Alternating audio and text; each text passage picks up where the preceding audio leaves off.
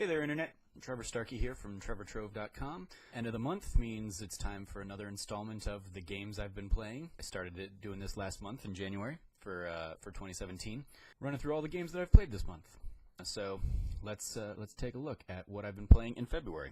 Up first, we ended last month. I was finishing up Broken Age, so I finished that up at the beginning of this month. Really enjoyed the adventure story, the humor of the Double Fine game, art style in particular. Also a nice standout. When I went to it in January, I didn't restart the game. I was playing a game that I had taken a break from probably 9 months ago, so I didn't quite remember. It took a while for everything to kind of come back to me, because I was just about at the end of part 1, and so I finished up basically part 1 and then went through part 2 beginning of this month.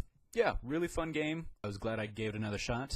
It was a nice thing to kind of wind down at the end of the night too on my my PlayStation Vita. Did that adventure game thing that a lot of them do, where by the time I got to the final challenges, I was like, okay, there's a whole bunch of nonsense going on here, and I don't know how necessarily I would have figured it out without going online to a guide or something. I just didn't have the patience to try and fight through the obscurity of a game like that and the puzzles that those kinds of games entail. But all in all, I had a good time with it. Great voice acting, great performances, great writing, just all around good, fun game. The next big game of February, Fire Emblem Heroes on my phone. Enjoyed it. Have since deleted it from my my phone in the last week or so, just because I got tired of doing the same thing over and over again. There wasn't enough growth to it. I played through the story on the normal and the hard difficulties, and I'd been doing a lot of the daily challenges and stuff. I'd gotten enough orbs to do a full 5 pull, get 5 new heroes probably 7 or 8 times, and only pulled 1 5-star hero in all that. After the last time of doing that and getting 2 or 3 stars and a 4-star or 2, I was like, well, there's no reason for me to stick with this, so I'm done with it, but I had a good time with it for what it was.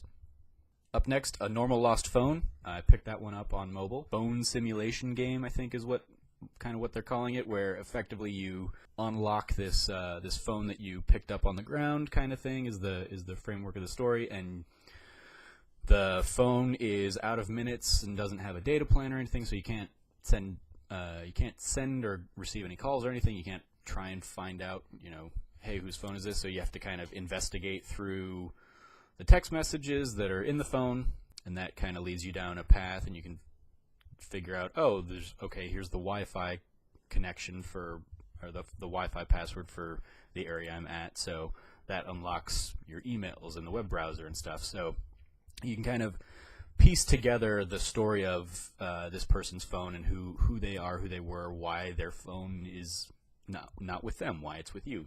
It was a very interesting story. It surprised me in the emotional places that it took. I don't want to spoil it, but it was an interesting little game. Probably not more than a couple hours to really go through and see everything. It told a story in a very interesting way, which I very much appreciated. So definitely worth checking out, especially because it's only $2 or $3 on mobile, on Apple or Android. After that, I revisited Oxenfree. That was a game. It was one of my game of the years last year. It was tied for number 10 with Brutal, and I loved the story of it. Back when I originally played it on Xbox, played it 4 times, 100%ed the game over there. When it came to PlayStation, they added in kind of a New Game Plus mode for the game to kind of continue on the story. Spoilers on that game, it kind of ends, and then you kind of fall back into a little bit of a loop where your characters kind of go through the events of the game again, but they don't in the original version they don't recognize that they're going through everything again. What the new version adds, or what this update added when it came to PlayStation last year, is a mode that the characters do kind of start recognizing that they've been through this before, and is there a way to break the loop is that possible? And it was very interesting to kind of getting to re-explore that. So I picked it up while I was at PAX last month.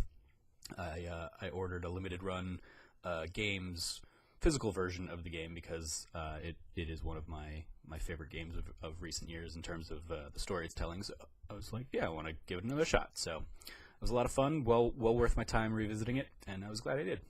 Up next, I dove into yet another story game, Knee Deep. This is one I first saw at PAX South 2015, so 2016, I guess. Last year's PAX South, the first PAX I went to. And it caught my eye. I didn't play it or anything, but it caught my eye because it was basically, it pitched itself as told in video game format, but told as a stage play. They dub it a swamp noir in 3 acts. Really enjoyed the story and the presentation of the story. It falls apart a little bit for me, and this is my sticklerness, given my background in theater.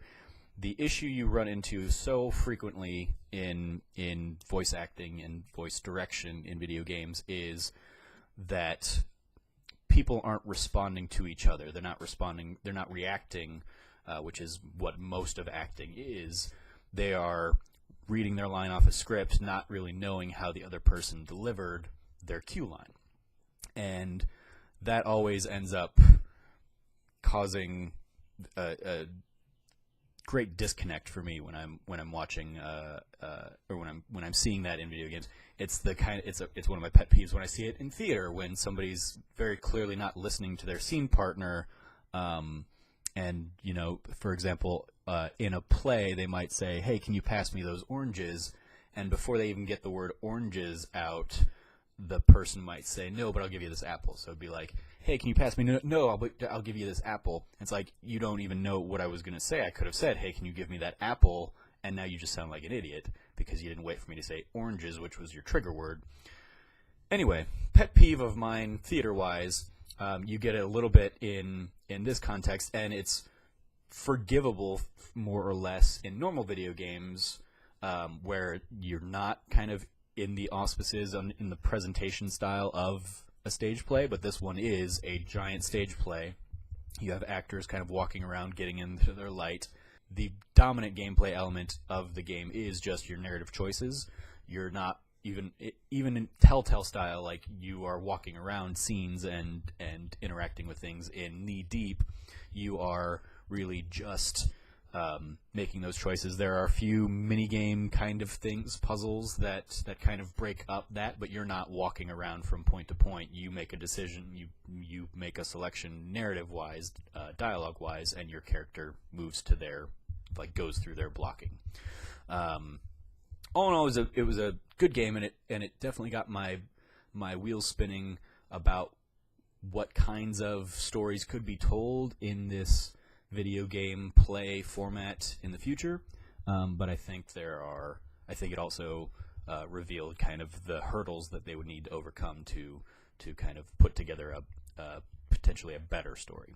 Started playing a little bit of Hitman, the first season, when that came out on when they released the first season physically, because it started rolling out last year digitally in episodic format, which I'd heard was probably something I would enjoy, especially if I enjoyed, games like Dishonored, where it's a sandbox game. They give you the tools, and you can kind of go and do everything as you see fit. Played a little bit of the first, I played through the Paris level. I think I played through 1 or 2 of the other levels kind of after that, and explored some of the alternate hit routes, different variations you can do. Definitely a game I appreciate. I appreciate what it's doing.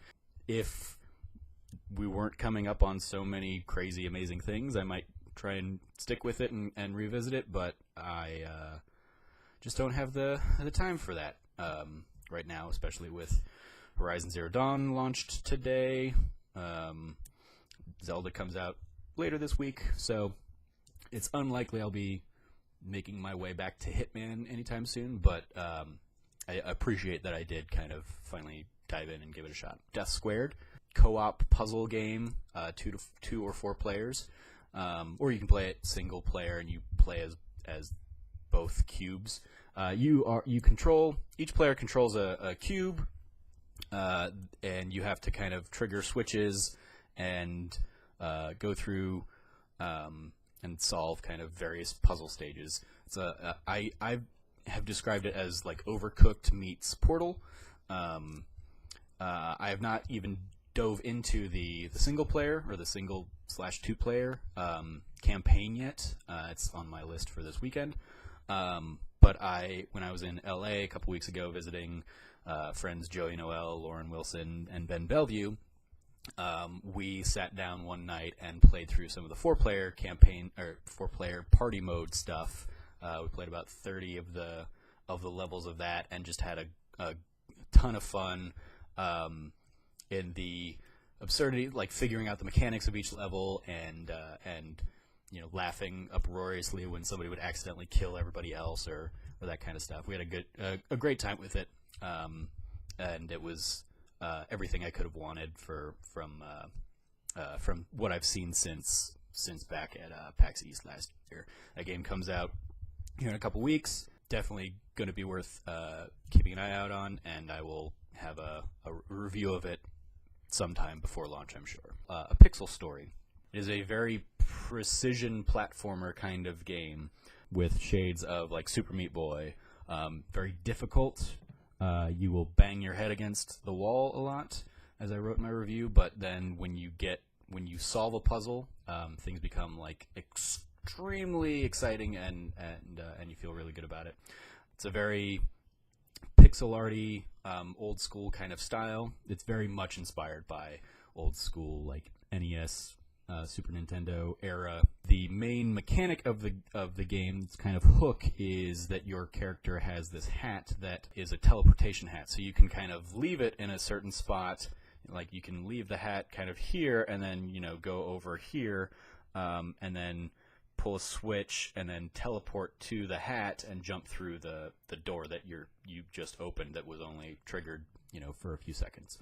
It's a great little hook in that it turns every puzzle and every platforming section into kind of a twofold puzzle, in that your first fold is you have to figure out what you need to do to get through it, and then you have to do it in a lot of times you have to do it very, very spot on, very kind of pixel perfect to actually make the progression. So I appreciated that kind of element to the game. Very difficult. Lots of fun little humor to it, though. Lots of tongue-in-cheek. Lots of side characters. There's references to Mario, to Sonic, to Pac-Man, to Breaking Bad, to Half-Life. Lots of fun little kind of humor, knowing the audience that's likely to play a game like that. Well worth checking out, especially if you are into kind of the old school style of gaming, but it might make you scream at your TV a lot, so be warned. And then lastly, in February, because I'm probably not going to get to Horizon Zero Dawn tonight because it seems like Best Buy is delaying my order for a day or something. I don't know. It said it's in Phoenix. The shipping thing said it's in Phoenix, and then I got an email, or I got the latest update at like 3:30 this morning. Is saying that there's a processing issue and it may be delayed. And I'm like, oh, sad. So if I don't get it in the next hour or so, I will not be playing Horizon Zero Dawn until March, which I probably wasn't going to do anyway, because this last game that I'm playing, Night in the Woods, another game that I've had my eye on since PAX South last year. So it's good to know that like pretty much anything I saw at PAX South this year probably going to be out by a year from now. But Night in the Woods, it is a very much kind of narrative-driven game. The gameplay is the story of the game. Got some light platforming kind of elements. You do have to jump around a little bit and get to certain areas, but it's very much a choose-your-own kind of adventure game. There are like rhythm gaming segments, but even like there's no penalty if you suck at those outside of the character saying, wow, that you were terrible at that. But you get the pass of saying like, I don't know these songs, so haha. So like in the last song that I played through that game, it was definitely like the hard mode version of the song, and I was just like, screw this, and I just started button mashing everything and not caring.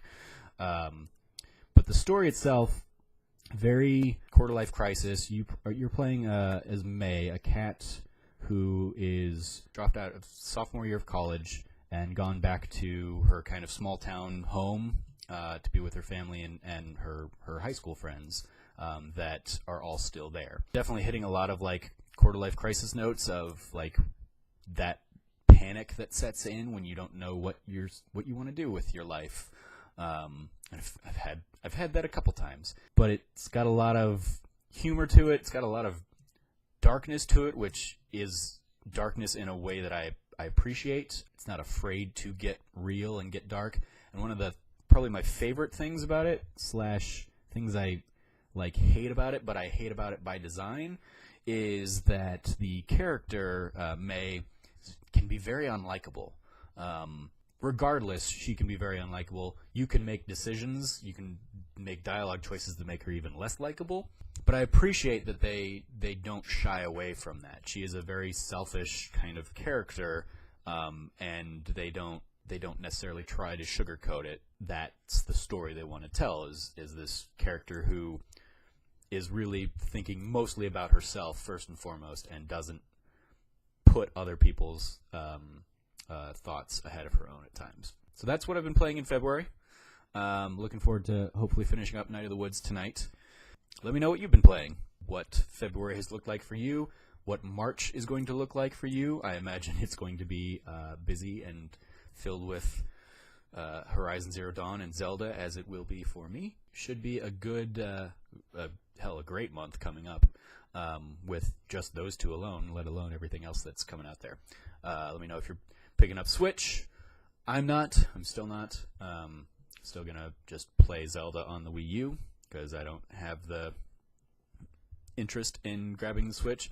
Although I'm sure I will be super jealous of people who are hanging out in line at PAX, and are playing on their Switch, playing Zelda on their Switch. I'll be like, oh yeah, well, I still got my nice little Vita here, so that'll be a good time. As always, actually I say as always, but I never actually say it. Like, share, subscribe. Help me grow the channel. Yay. And until next time, from here at the Trove, treasure your friends.